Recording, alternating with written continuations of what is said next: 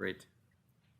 Welcome, everyone, and good afternoon. I want to welcome our guests both here at the Federal Reserve and also online.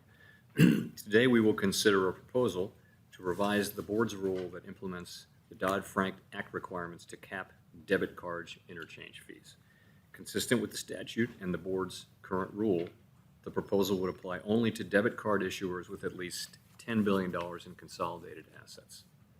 We will also consider the issuance of our regular report on debit card transaction costs. Vice Chair Barr leads the board's Committee on Payments, Clearing, and Settlement and will offer introductory remarks before we hear the staff presentation on the proposals. I want to thank staff for all of your work. I look forward to hearing your presentations, and I now turn it over to Vice Chair Barr. Thank you, Mr. Chair.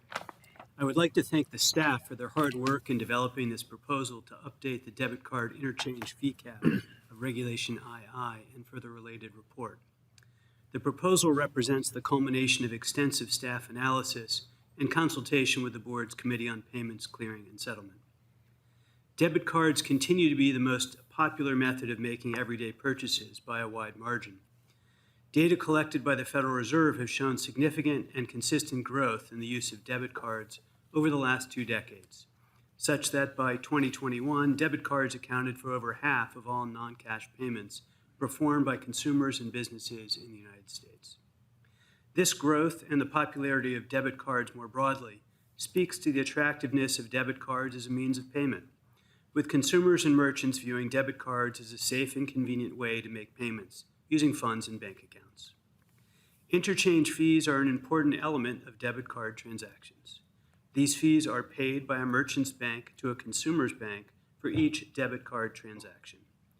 As such, interchange fees are a cost of card transactions to merchants and a source of revenue from card transactions for card issuing banks. In a provision of the Dodd-Frank Act, Congress directed the board to establish standards for assessing whether the amount of any interchange fee that an issuer may receive with respect to a debit card transaction is reasonable and proportional to the cost incurred by the issuer with respect to the transaction. The board implemented this statutory requirement in 2011 through Regulation II. At the time, the board stated that it would adjust the interchange fee cap in the future as appropriate based on debit card-related cost data the statute requires us to collect.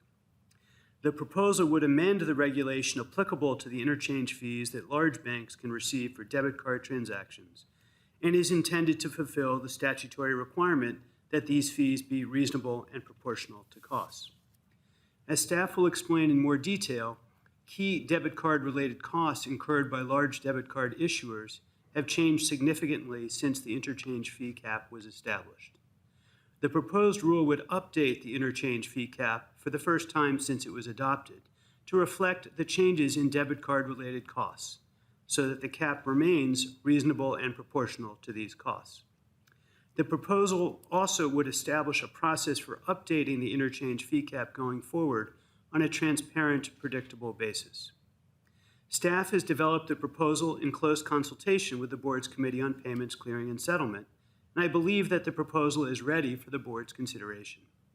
The proposal provides for a 90-day comment period.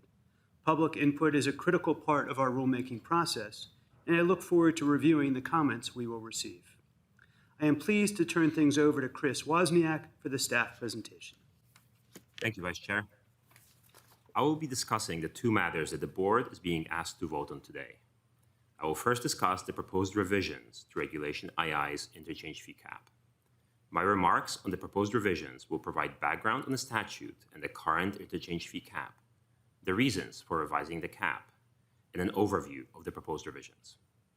I will then conclude by briefly discussing the report on the debit card industry. Regulation II implements Section 1075 of the Dodd-Frank Act.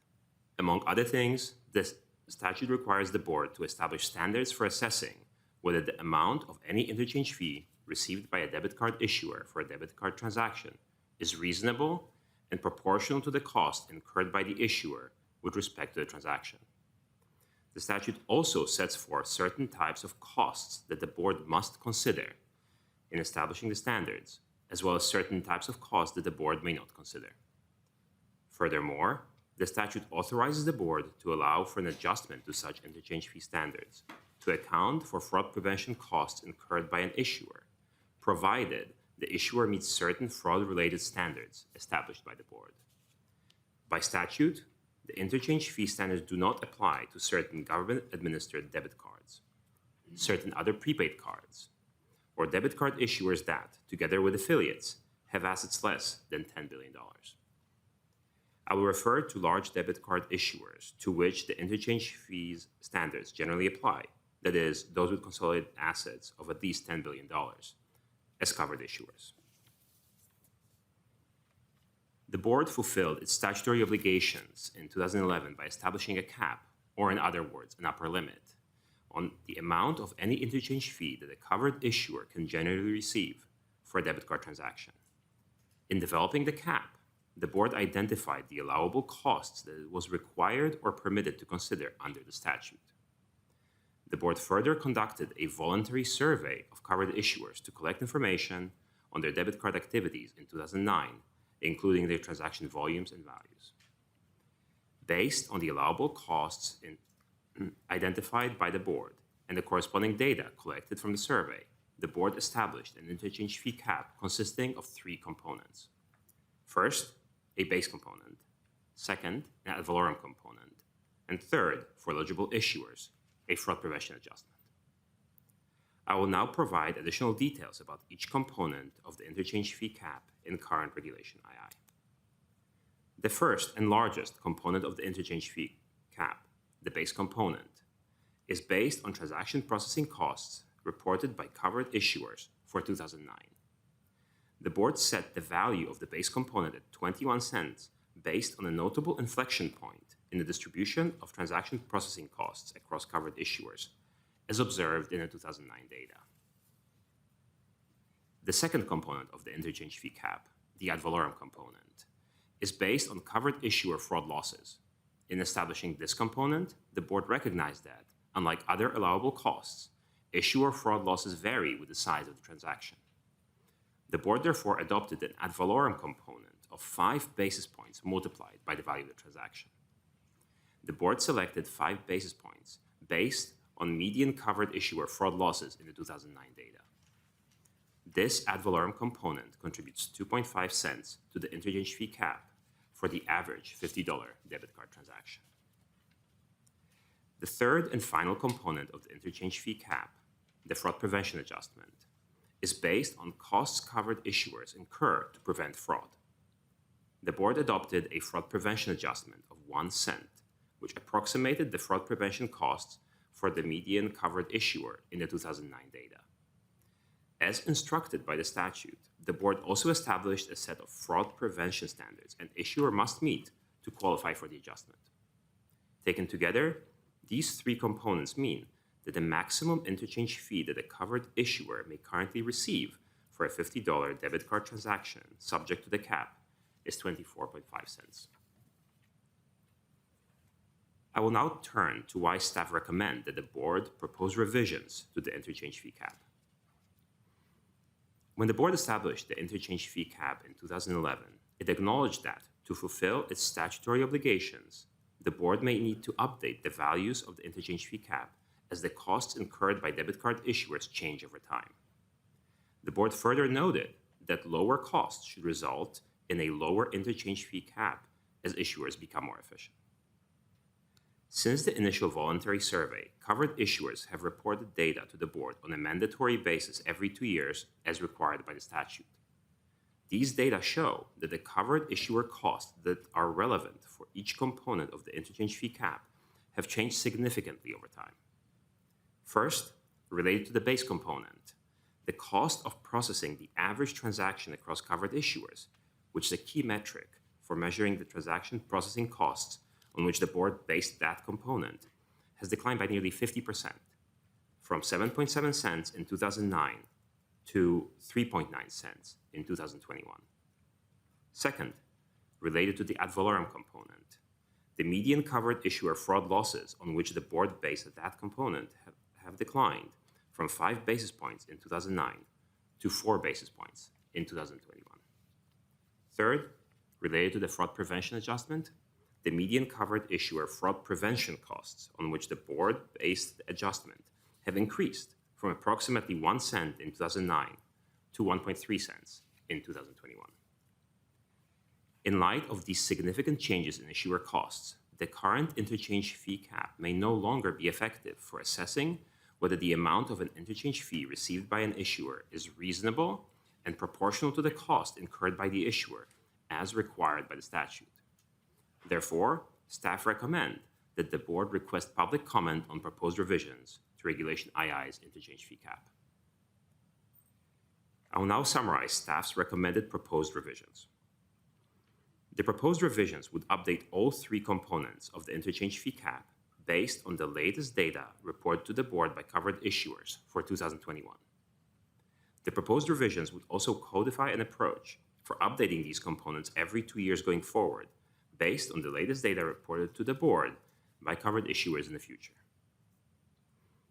Updating the interchange fee cap's components, both now and in the future, requires robust, repeatable methodologies for calculating the value of each component that appropriately capture covered issuer costs.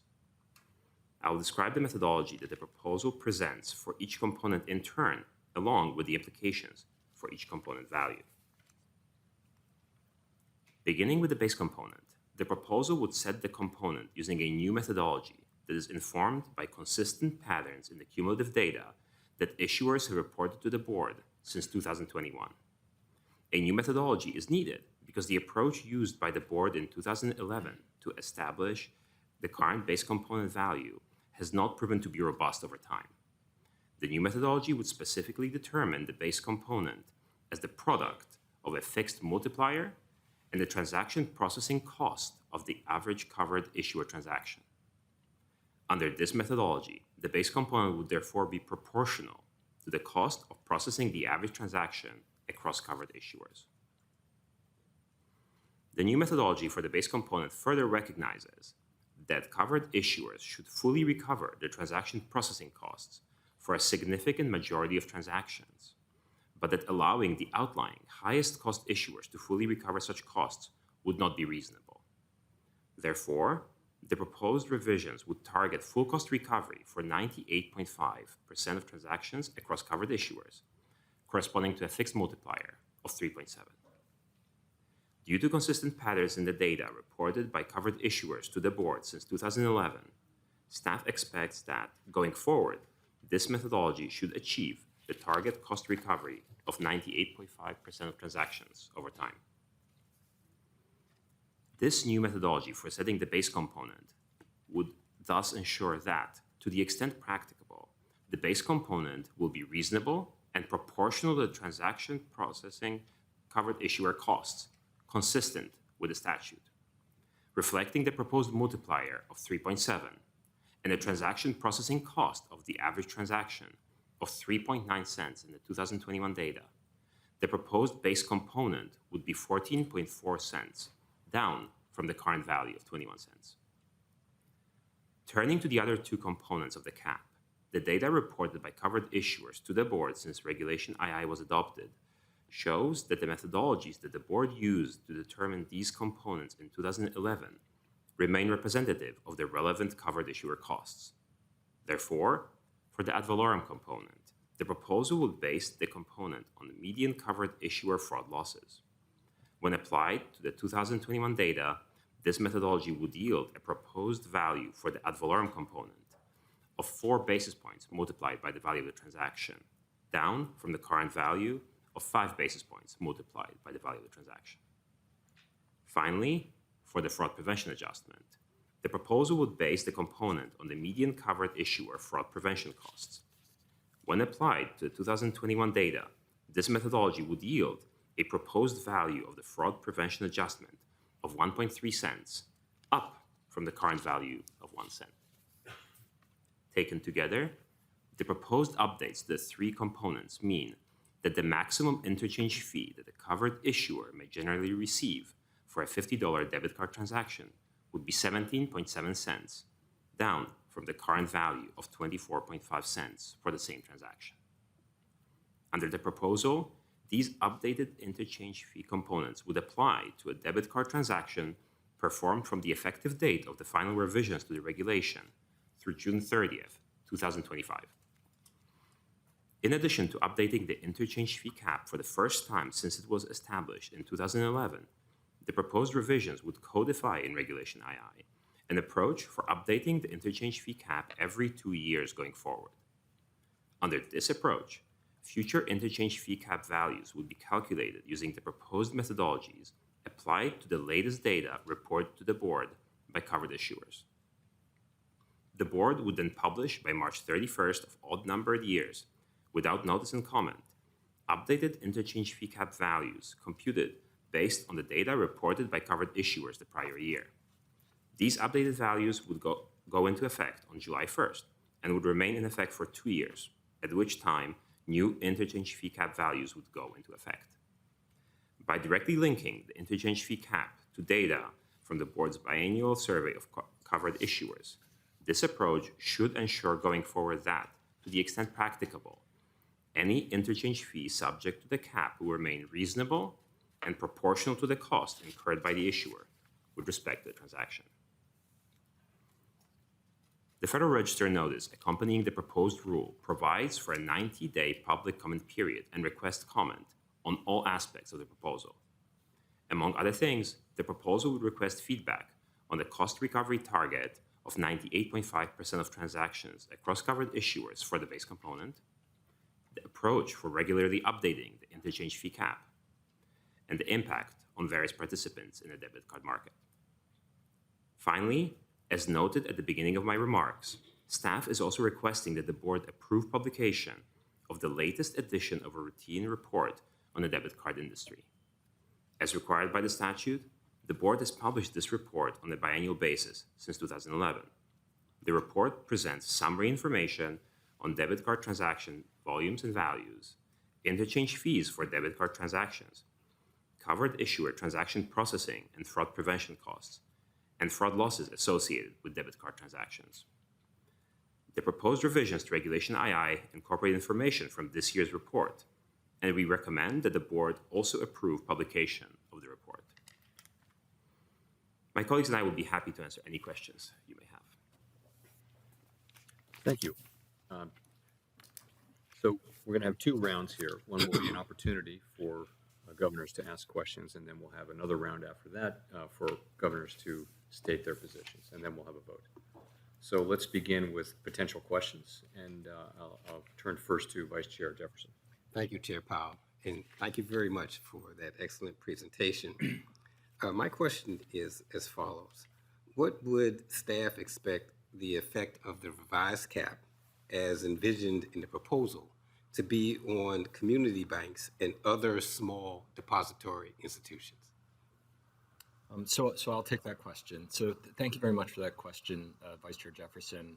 The potential implications of the cap and revisions to the cap for community banks and other small depository institutions is an important issue.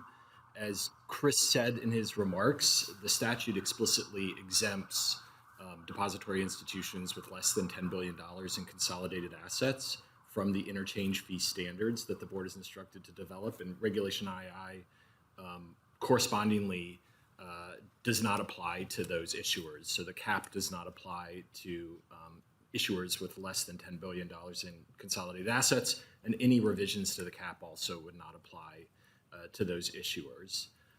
The experience since the current cap was established in 2011 provides some evidence about whether that exemption for small issuers has been effective. And in particular, all networks have established interchange fee schedules that distinguish between banks that are subject to the cap and banks that are not. So that despite concerns when the current cap was implemented in 2011, that networks would simply apply the same regulated fee to all issuers, that has not actually been the case. And moreover, the interchange fees on average for community banks and other small depository institutions did not decline following the implementation of the current cap, and in fact have risen somewhat in recent years. So there's really remained a consistent and persistent and large gap between the interchange fees that small issuers receive and those that apply to issuers subject to the cap. All of this suggests to us that the small issuer exemption has in fact been effective in practice, and we see no reason why that would change under the proposed revisions. That having been said, we recognize that this is a complex market with a lot of potential complicated effects on the different parties in the market. And so the proposal does seek comment on the effects that the revisions might have, including on smaller depository institutions. Thanks. Vice Chair for Supervision, Barr, please. Thank you. Evan, this is a question I think you're probably positioned to answer. A key element of the proposal is the approach to regularly update the interchange fee cap as new data are collected. Could you elaborate on why staff recommends establishing this process for regular updates? Thank you, Vice Chair Barr. The Dodd-Frank Act requires, as my colleagues have noted, that the board establish standards for assessing whether the amount of any interchange fee is reasonable and proportional to the costs incurred by the issuer with respect to the transaction. To ensure that the board's standards remain effective over time, staff believes that the interchange fee cap should be updated to account for changes in issuer costs. In addition, a process to regularly update the cap would create predictability for the debit card industry about when and how such changes would occur. The proposal requests comment on whether the board should adopt such a process. Governor Bowman, please. Thank you, Mr. Chair. I have several questions, so I'll start with my first question, which is that today's proposal contemplates codifying an approach for updating the components of the interchange fee every other year going forward, based on the latest data reported to the board by covered issuers. With any formula, it's important to consider whether the data that's collected over time is accurate and appropriate. So the question is, does the data that we collect show the aggregate cost of operating a debit card program and the impact of proposed changes to the interfee cap? Or have we limited the data collection to the subset of costs that are reflected in the cap? And then does the limited data collection give us enough context to understand the impacts on financial institutions of the proposed revisions to the cap? Thank you, Governor Bowman. I can take that. The Dodd-Frank Act provides that when the board establishes interchange fee standards, it must consider certain issuer costs and it must not consider certain other costs. In addition, when the board initially adopted the interchange fee cap in 2011, the board identified a third category of costs that it was permitted but not required to consider. Consistent with the statute, the board determined in 2011 that transaction processing costs and issuer fraud costs were the relevant allowable costs. The data that the board collects today reflect those allowable costs. Staff has reviewed the board's construction of the statute and the board's prior analysis of allowable costs from the 2011 final rule. Staff believes that the board's analysis remains sound and therefore does not recommend that the board propose changes to the costs considered for purposes of the interchange fee cap. However, the proposal solicits comment on the economic impact of the proposal, and we look forward to reviewing comments on that issue from debit card issuers, particularly regarding the impact of the proposal on their debit card programs. So the answer to the first question was that the impact, do we feel like we have collected data that shows the aggregate cost? That answer is no, because we've limited artificially the information that we're collecting in the survey, correct? We've limited it as we believe required by the statute. Great, thank you very much. So the second question I have is that the materials presented today contemplate that there may be unintended consequences arising from changes to the debit interchange fee cap. This could include banks passing on higher costs for basic banking services and banks discontinuing certain products or services. What sorts of unintended consequences might occur, since you've included that in the proposal but not identified them? And what is the potential impact on consumers, including low and moderate income consumers? I can take the question. Thank you, Governor, for the question. So I think we recognize that this is a complicated market, and there may be many different effects of the proposed revisions on different participants.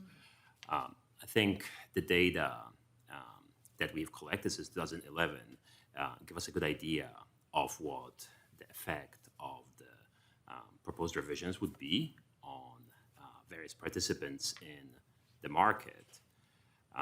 Nonetheless, we recognize that this may not capture everything, and we are also looking forward to the feedback we would receive in public comment in response to the notice. And we would look to, for the final rule, we would look to incorporate the feedback while keeping in mind the statutory guidance on this. I appreciate that, and I look forward to the public comment on that as well. So my last question is, the materials suggest that the benefits of this proposal will come from merchants passing on reduced fees to consumers in the form of lower prices, fewer price increases over time, or improved service quality. Is there any evidence that to base that assertion on, that the effects of the final rule, whether they will benefit or harm consumers? So I can also, I think, speak to that. Thank you again for the question. I think the first thing I think to note, maybe take a step back, is to recognize that retailing is a very competitive industry, and the economic theory will predict that merchants should have, the competition should ensure that merchants have low profit margins and thus pass on costs and savings onto consumers. Recognizing, empirically, I think the question of merchant cost pass-through is one of those that is well recognized to be very difficult, partly because prices are well known to be sticky, especially when the underlying cost changes are relatively small. And there's a lot of other confounding factors that may make statistical analysis difficult. So studies that have actually successfully investigated the issue take another approach, and what they do instead is they look at how the variation, the cost of accepting card payments affects merchants' profit margins. One such study in particular, for example, which was conducted, which uses data collected in the 2010s, following the introduction of the original interchange fee cap, finds clear evidence that merchants pass on the cost of accepting card payments onto consumers, and for example, in particular, large merchants do. That study that you're referring to is from 2009? No, the study, sorry, just to clarify, the study uses data from, I want to say, 2011 to 2021. So the study is relatively recent. Have we published that along with the materials for the board package today? I mean, is that what we're basing the assertion on, that we think that, or should the Fed be making an assertion that this will be the outcome? So I think, so to answer your first question, we do reference the study in the notice directly, but also we recognize in the notice and try to capture in our remark that it is the question of the effect on consumers through merchant cost pass-through is I think empirically it's a good question, and it's difficult to determine ahead of time the exact extent to which this will happen. Thanks, Chris. I appreciate it. Great, thank you. Governor Waller, please. I have no questions. Great. Governor Cook? Thank you, Chris, for that clear presentation. Could you speak a bit more about the changes in fraud figures that have been observed in the data collected by the board? What effect would staff expect the revised cap to have on debit card fraud? I'll take this. Thank you very much, Governor Cook, for this question. Fraud is an absolutely key factor for all stakeholders in this industry, and is therefore an important consideration in this regulation as well. Now, as we heard in Chris's remarks earlier, there are actually two components of the interchange fee cap that refer to fraud. There's the ad valorem component that refers to fraud losses, and the fraud prevention adjustment that is based on fraud prevention costs. So starting from the first of these two that I mentioned, the proposal updates the ad valorem component downward, reflecting the fact that issuer fraud losses as a share of transaction value have declined since 2011. Excuse me. Now, what we have is that covered issuers report data to the board, as Chris mentioned, every 2 years. And what we see from that data is that while fraud overall has been increasing pretty steadily since 2009, the fraud losses of the median covered issuer actually declined since then. Now, second, we have the fraud prevention adjustment, and the proposal updates that upward, and that reflects the fact that in the data, the same data that covered issuers report to the board, we see that those costs went up from 2009 to 2011 and stayed relatively stable since, likely reflecting the fact that fraud is ever evolving and issuers have to continuously invest in fraud prevention to combat fraud. Now, because fraud is ever evolving, issuers have incentives to combat fraud both for themselves and their own consumers. And this regulation and the proposed revisions ultimately do not change this fact. And because of this, we do not believe that the proposed revisions would reduce the incentives that issuers face to combat fraud and mitigate the upward trend that we've seen in the data. Thank you. Governor Kugler? Thank you, Chair. The materials you provided indicate that the formula used should achieve target cost recovery of 98.5% of transactions over time. Could you indicate how you determined that this target was appropriate? I think I can speak that. Thank you for the question, Governor. So the proposed target in the notice, in the proposal, reflects one potential way to balance countervailing sort of factors. On the one hand, it looks to that the cost recovery is reasonable across covered issuers. They recover a reasonable amount of their transaction processing costs. On the other hand, for example, we want to make sure that the cost recovery isn't so high that even issuers that have unreasonably high transaction processing costs can also fully recover those costs. I will note also that in the proposal, in the notice, we ask for feedback, for public comment on whether the proposed methodology should use an alternative target for cost recovery. Thank you. Great, thanks. If there are no further questions, then we'll move to stating our individual positions on the proposals. And I'll begin again with Vice Chair Jefferson, please. Thank you, Chair Powell. I am thankful for the staff's work on the proposal before us today, which would update the interchange fee cap. I believe it is important for our approach to rulemaking to be both transparent and driven by data.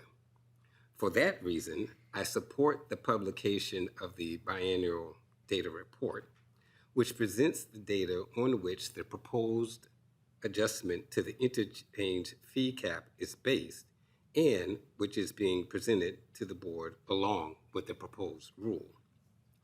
The adjustments to the interchange fee cap in the proposed rule seeks to fulfill the statutory requirement from the Dodd-Frank Act, and I support issuance of the proposal for public comment. I look forward to reviewing the feedback submitted by commentators, including on whether the proposed methodology for updating the interchange fee cap is appropriately calibrated. Thank you. Thank you. Vice Chair for Supervision Barr, please. I'd like to thank the staff for the excellent presentation and for all the work involved in the proposed rule. given the extensive analysis and careful proposal presented. This proposal fulfills our statutory duty to help ensure that debit card interchange fees are reasonable and proportional to costs. The comment process is an important part of the rulemaking, and I look forward to hearing views on the proposal. The final rule will be the better for it. I support the proposal. Thank you. Governor Bowman, please. Thank you, Mr. Chair. I'd like to begin also, as my colleagues have, by recognizing our staff and their work in preparing today's proposal and, of course, for the accompanying presentation for today's board meeting. I know this has been a long time in the drafting and in presenting it to the board for consideration. As I noted in yesterday's open board meeting, I am very encouraged by the board's renewed commitment to consider important regulatory matters through open board meetings. Addressing these policy issues in this open forum promotes public transparency about the board's work, and I appreciate that we are reverting back to that practice. Today, the board is considering a proposal to amend the regulatory cap on debit interchange fees. The Dodd-Frank Act mandates that the Federal Reserve establish a cap on debit interchange fees that's reasonable and proportional to the cost incurred by the issuer with respect to debit transactions. In my view, before engaging in significant regulatory proposals, it's critical to reflect the broader context and to understand the potential consequences of the revisions. While the proposal suggests that it could result in benefits to consumers, I'm concerned that the cost for consumers through the form of increased costs for banking products and services will be real, while the benefits to consumers, such as lower prices at merchants, may not be realized.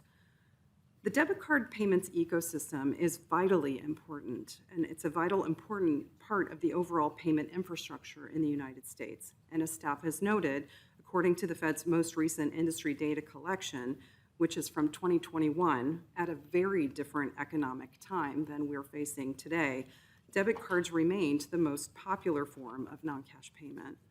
When we're considering proposed changes that the fees that support this important form of payment, we must take into account the broader context, the wide range of business models and sizes for issuers that are subject to the interchange fee cap, the effect of the rule on bank capital and earnings, and the potential benefits and costs to consumers, the cumulative effect of regulatory changes and rules, and other unintended consequences.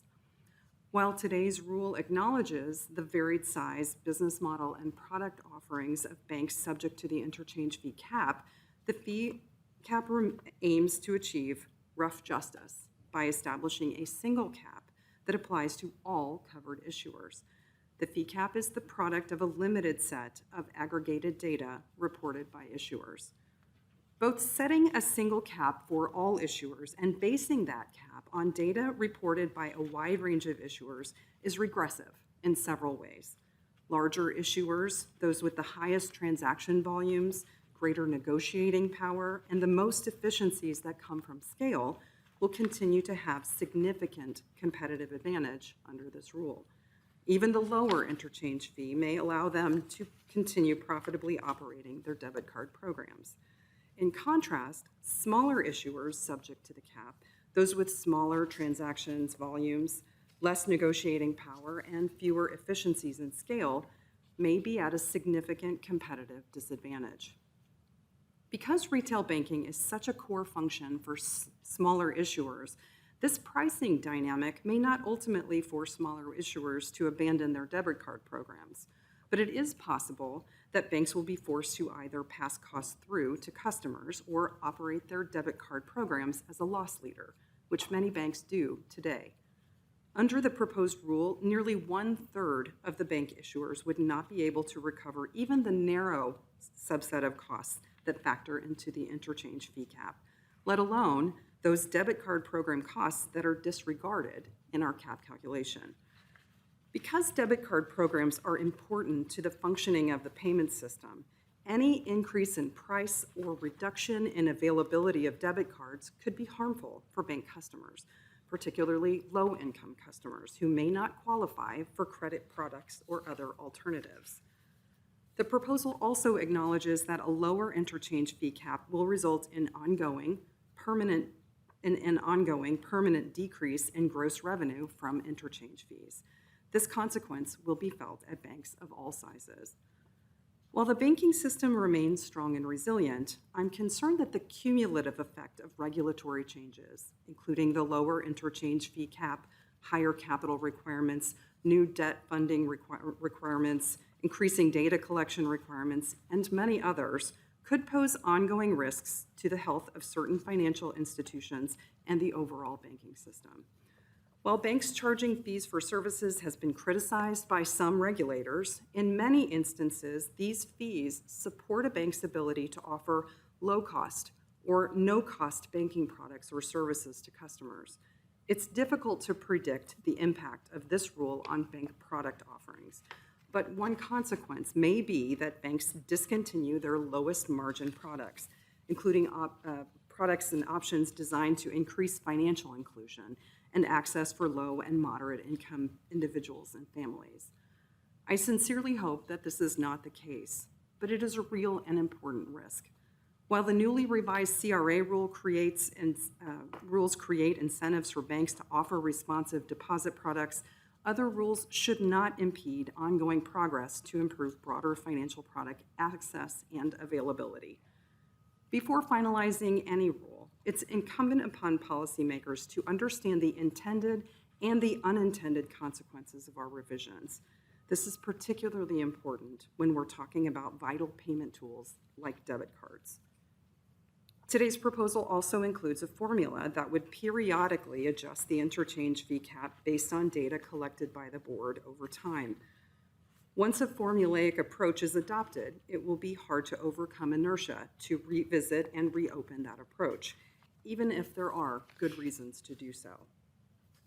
There is merit in the board periodically reconsidering whether the data we collect as the foundation for this cap is appropriate and accurate.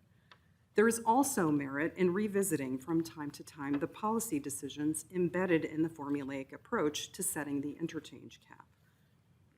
And there is merit in responding to changing conditions as the payment system evolves, given new market entrants and the increase and evolution of fraudulent activity in the payment system. One such evolution relates to the recent significant revisions adopted by the board related to debit card transaction routing rules. We do not yet know the effects of those revisions, and I would have preferred that the board pause to collect data on evolving conditions before proposing this rule change and follow a more deliberative approach for future updates to the interchange fee cap. While today's rule only applies directly to a subset of issuers, those with more than $10 billion in assets, I'm concerned that the impact of the fee cap has and will likely continue to affect a broader range of issuers, including community banks. Virtually all retail banks offer checking accounts and debit cards to their customers, and many of these retail banks are community banks, banks that are intended to be exempt from the interchange fee cap. But these smaller debit card issuers do not exist in a vacuum. Issuers of all sizes use the same payment rails, and smaller issuers inevitably face some degree of pricing pressure, at least indirectly, from the interchange fee cap. And while the interchange fees many smaller issuers have collected since the introduction of the interchange fee cap may have remained largely stable, it's difficult to determine how this compares to the aggregate costs of processing, fraud, and fraud prevention, and the many other inputs for running a debit card program. It's not clear that interchange fees have kept up for many small issuers, and I'm concerned that even if the interchange fee cap does not directly apply, smaller issuers will continue to face ongoing fee pressure in operating their debit card programs. So today's proposal also suggests that any final rule would become effective at least 60 days after the final rule is published in the Federal Register.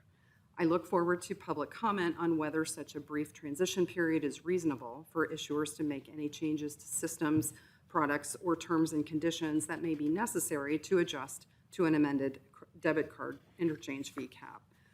I suspect that this short transition period will put undue burden on banks. Requiring them to make changes under a 60-day timetable could significantly increase their short-term operational risk.